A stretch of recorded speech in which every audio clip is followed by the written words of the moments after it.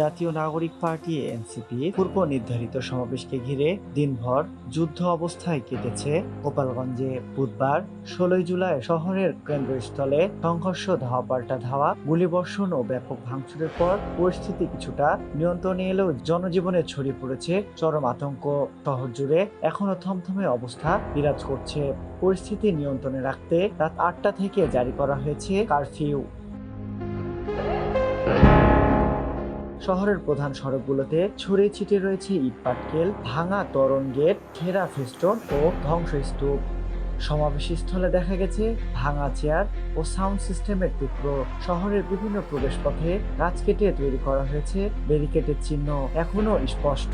বিশেষ করে পুরাতন বাসস্ট্যান্ড, আদালত চত্বর ও ভাড়াটিয়া পাড়ামোড় এলাকায় সহিংসতার ক্ষয়ক্ষতির চিহ্ন সবচেয়ে বেশি।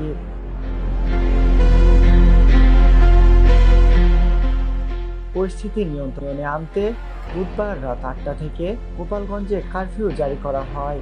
শহরের গুরুত্বপূর্ণ পয়েন্টগুলোতে সেনাবাহিনী, বিজিবি মোতায়েন করা হয়েছে। জেলা কারাগার এলাকায়, ডিসি অফিস সংলগ্ন এলাকাসহ বিভিন্ন মোড়ে মোড়ে আইন শৃঙ্খলা বাহিনী টহল জোরদার করা হয়েছে। জরুরি প্রয়োজন ছাড়া কেউ ঘর থেকে বের হচ্ছে না। পুরো শহরে থমথমে পরিবেশ, বন্ধ অধিকাংশই দোকানপাট ও যান চলাচল। জেলা প্রশাসন জানায়, শহরের আইন শৃঙ্খলা রক্ষায় সর্বোচ্চ সতর্কতা নেওয়া হয়েছে। পরিস্থিতি পুরোপুরি নিয়ন্ত্রণে না আসা পর্যন্ত যৌথ বাহিনী মোতায়েন থাকবে। সংঘর্ষের ঘটনায় এখন পর্যন্ত 20 জনকে আটক করা হয়েছে, আরো অনেককে শনাক্ত করে গ্রেপ্তারের প্রক্রিয়া চলছে।